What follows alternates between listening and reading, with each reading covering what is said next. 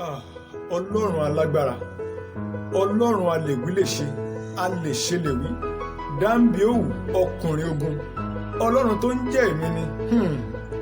Òun ni ọlọ́run Ábúráhámù, òun ni ọlọ́run Ísákì, òun ni ọlọ́run Jákọ́bù. Ọlọ́run alágbára gíga mo kí ọ. Ṣé bí wọ́n lọ́ba àjíkí, ọba àjíkẹ́, ọba alágbára gíga, ọba tó ń ṣe ohun gbogbo lásìkò tó wù. Ọlọ́run mo kí ọ, mo yìn ọ́. Ìwọ gangan ni òòṣà tí gbogbo ayé ń wárí fún. Ìwọ náà la lè wí lè ṣe, a lè wí lè ṣe, a lè ṣe lè wí, alápá kábíkábí ọ̀gbànigbani. Ìwọ ni àlejò tí wà ń tó nílé oúnjẹ. Ọlọ́run ọba mi, mo kí ọ, mo yìn ọ́ o, mo ṣe ọ́ lọ́ba àwọn ọba. Ṣé bí wọ́n là rí ìró àlá? Bá a bá tiẹ̀ ṣe mistake lálálà, a ní lè rọ. Ọlọ́run alágbára, ó ṣeun kábíyèsí káàbàtà olórí oko, mo gbé ọ̀gá. Ìbà o, ìbà Jésù Kristi, ọmọ Ọlọ́run ọ̀gá ògo, Ọlọ́run alágbára. Èmi ni tó ń jẹ́ èmi ni gbòǹgbò ìdílé Jésè táwọn bọ́ìsì gbálé èso ṣíṣì lọ́jọ́sí. Ó tún ní baba dáríjì wọn torí wọn ò mọ ohun tí wọ́n ń ṣe. Jésù ọmọ Mèrí, mo kí ọ, mo yìn ọ́. Ọlọ́run alágbára, ó ṣeun. Ọlọ́run alágbára, ìwọ Jésù Kristi ló jẹ́ bẹ́ẹ̀. Ìwọ tó káwọn méjìlá jọ tó ń fi wọ́n mi gbogbo ayé títí tí gbogbo ayé lélélé tí wọn ò lè bá. Iṣẹ́ rẹ tó ṣe ní 2000 years ago kò ì parẹ́ dì sí ọ. Jésù nìyẹn, mo kí ọ. Ọlọ́run alágbára ni ọ. Ẹ bá ń kí ọkùnrin tó ti mẹ́ni tí mo fẹ́ sọ. Ànábì wa Muhammadu sallallahu alayhi wa sallam. Aṣáájú ẹ̀dá gbogbo, mo kí ọ. Ọmọ Àmínátù ǹlẹ́, mo kí ọ. Ẹ bá ń kí, ẹ bá ń ṣe gbòòsà fàṣáájú ẹ̀dá. Eriwo yà àyàgbó gìrìgìrì wó. Mo kí ọ. Gbogbo àwọn tó ti tẹ̀ kí n tó máa tẹ̀, mo kí yín o. Àwọn arógbá aṣọmọ́balẹ̀, mo kí yín o. Ẹ̀yin tẹ́ ẹ ní kí n máa lọ, mo kí yín o. Èèyàn tó bá fẹ́ júbà tí ò bá rántí júbà yín, ó ṣe mistake. Ẹ̀yin ni ọjà tó kún tí ò lérò. Gbogbo yín mo kí ní kankan. Ṣé máa lọ? Wọ́n ní máa lọ. Ẹ ṣeun. Alàgbà Pétérù lẹ̀ ń gbọ́. Alàgbà Pétérù rèé. Jù báyìí náà lọ. Ṣùgbọ́n a dúpẹ́ lọ́wọ́ Ọlọ́run torí pé òun ni kò yí padà. Òun ló ń jẹ́ òun ni tí kò yí padà. Kí ló dé? Kí ló ṣẹlẹ̀? Kí ló fa sábàbí? Ẹ kú àmójúbà.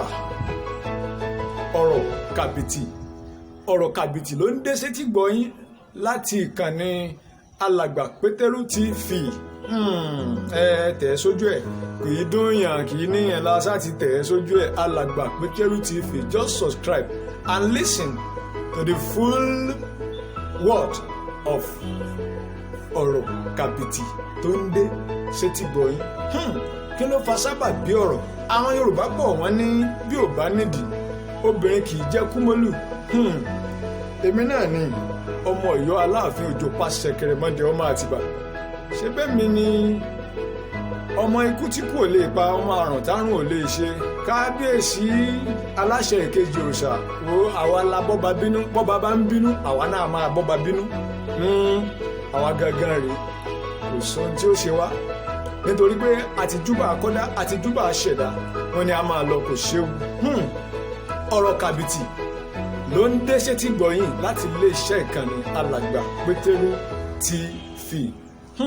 Ó mà ṣe o. Ibo ni kí n ti bẹ̀rẹ̀? Mo tiẹ̀ wá wo ọ̀rọ̀ Nàìjíríà yìí, ó tojú sú mi. Bí eré bí àwàdà, àkọ́kọ́ bẹ̀rẹ̀ pandemic corona. Irọ́ ni, òótọ́ ni o, irọ́ ni ń pa, òótọ́ ni ń sọ, ó ga o. Àkọ́kọ́ bẹ̀rẹ̀ pandemic bí eré láti on the 26 oṣù kẹta ọdún 2020 mo ní pandemic ti bẹ̀rẹ̀. Mo rántí ọjọ́ ọ̀hún, ṣe bí iléèwé la wà, ọ̀pọ̀lọpọ̀ wa wà níléèwé. Àfi kíní kan dé o, kí á ní eré mo pé mo ti rò pé nígbà tí ọbẹ̀ di bí ọ̀sẹ̀ kejì o á ti ẹ̀ wọlé padà. àfi bí eré àfi bí àwàdà oṣù kẹta lọ ẹ̀kẹrin lọ ẹ̀karùn lọ ẹ̀kẹfà ẹ̀keje ẹ̀kẹjọ àmọ́ wọlé pàndẹ́míìkì. Olúwa níbo lójú rẹ wà? bó ló ṣe gbà wá lọ́wọ́ àwọn olóṣèlú àwọn ìka èèyàn tí wọ́n ń fara ní ọ̀pọ̀lọpọ̀? Ó mà ṣe o, pandemic corona bí eré bí àwàdà, pandemic corona ọmọ kúrò nílẹ̀. Ṣáà sinmi corona pandemic tán náà bá ní ń pín palliative. Mo ní ẹ dákun èwo ni tó ń jẹ́ báwọn. Wọ́n ní kinní kan tí wọ́n mọ̀ fún àwọn èèyàn fún ìrànlọ́wọ́. Ṣùgbọ́n mà ṣe o, àwọn ọ̀pọ̀lọpọ̀ àwọn olóṣèlú, àwọn bíi sẹ́nítọ̀, àwọn bíi kọmíṣánná, wọ́n sì ń gbé àwọn tán pè ní palliative tó yẹ kó jàǹfààní fún gbogbo mùtúmùwà kí kálukú ọmọ fi sára ríndín. Wọ́n sì ń tilẹ̀kùn mọ́ wọn kó o sínú ọ́fíìsì wọn àtinúlé wọn. Ó mọ̀ ga o, bọ́lọ́n bá ní kó wọ́n bẹ̀rẹ̀ ìdájọ́, tọ́lọ́n bá ní kó wọ́n bẹ̀rẹ̀ ìdájọ́, pọ́npọ́n ni wọ́n fi ṣèdájọ́ ẹlòmíì tí ó fi di ẹrù lẹ́lòmíì lórí kò ní lè rù tán. Ẹlòmíì Ghana must go ni wọ́n fi dìdájọ́ rẹ̀ lé lórí. Ẹlòmíì tírélà ọkọ̀ Haúsá ni wọ́n fi di ìdájọ́ rẹ̀ lé lórí tí wọ́n fi ń kálùbọ́sà. Kódà kò ní bọ́ ń bẹ̀ ní ọdún mẹ́ẹ̀ẹ́dọ́gbọ̀n tí wọ́n ní ẹ̀ mọ́ kó fún àwọn aráàlú, tí wọ́n ní kẹ́ ẹ mọ́ kí ibi ó mọ̀ bá pa àwọn èèyàn. Ẹ sì ń ti masíìnì ránṣọ, ẹ tì yín mọ́lé, masíìnì tí wọ́n ń gùn ẹ tì mọ́nú lé. Àwọn owó ti bú kanú ọ́fíìsì yín, ebi sì ń pa àwọn aráàlú. Ó ga o, ẹ rántí àti sùn o, torí pé àwọn ẹ̀yin náà ẹ tiẹ̀ àpẹẹrẹ rẹ̀ tiẹ̀ ń bẹ tí kò yẹ ká lọ jìnnà. Ṣebí gómìnà wa kan tó ẹsẹ̀ lọ tí ò tí ì pẹ́ tán yìí. Ṣèbọ́ lọ́run ẹbẹ́ dẹ lọ̀rọ̀ Ọlọ́run nígbà tí ń ṣe gànàgànà tí ń ṣe gòlògòlò tó láwọn kan àwọn òkú, ó láwọn alààyè ò tí ì rówó gbà, àwọn òkú ń béèrè owó. Táwa lòkúta láàyè lónìí, ta ló dòkúta ló wà láàyè lónìí? Ọlọ́run tí eléyàn kó tó mú yàn. Nígbà tí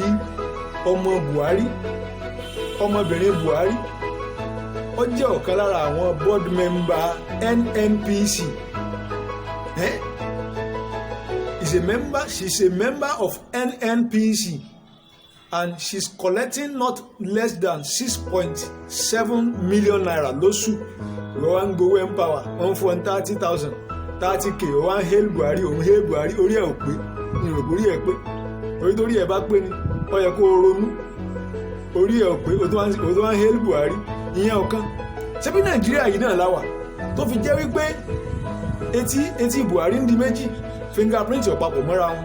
Buhari àkọ́kọ́ ìyẹn ọwọ́ ọ̀tún nílò, Buhari ẹ̀kejì dáa tó ń rí ọwọ́ èwo la fẹ́ gbàgbọ́, ọkàn wàá balẹ̀.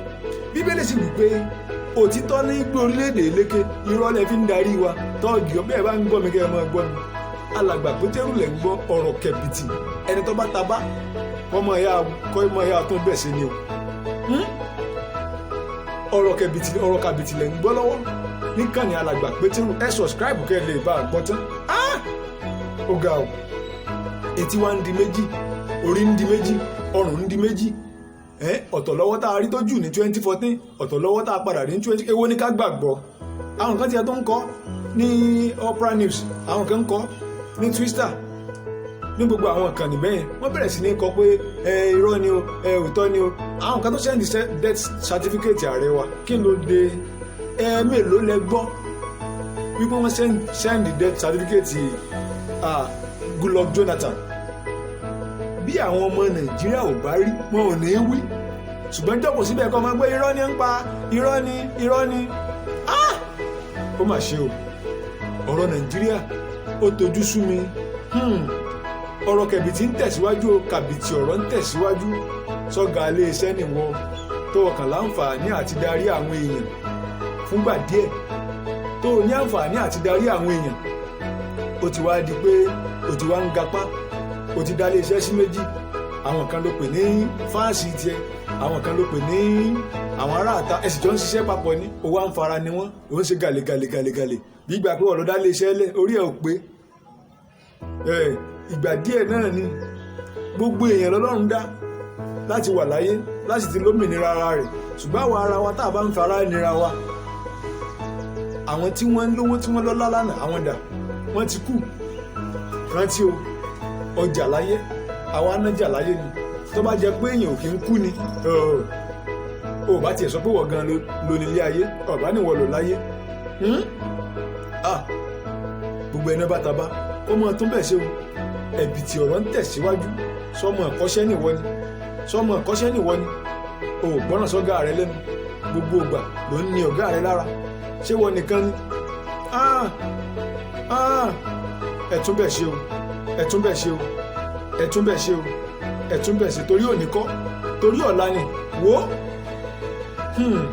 ó mú mi rántí ìwé mímọ́ tó sọ wípé nínú ìwé 2 Timothy chapter 3 tá a bá kà sísàlẹ̀ kí ló wí ìwé 2 Timothy chapter 3 tó o bá kà sísàlẹ̀ ó ní ìkẹyìn ọjọ́ ìgbà ewu yóò dé ó ní àwọn èèyàn wọn ó jẹ́ olùfẹ́ owó afúnnu agbéraga asọ̀rọ̀ òdì sí òbí a fi ọ̀rọ̀ kẹ́lẹ́kẹ́lẹ́ bá ti ní jẹ́ aláìsà ìgbọràn sí òbí mo tiẹ̀ sí bóyá bíi 2050 tàbí 2090 ní bíbélì ń sọ ní ìmọ̀ pé lásìkò báyìí ló dé bá wa láyé ọ̀jẹ̀ ya tó ń bẹ̀ ṣe ọ̀jẹ̀ ya tó ń bẹ̀ ṣe mo dúró ná ó kù síkùn mo dúró ná.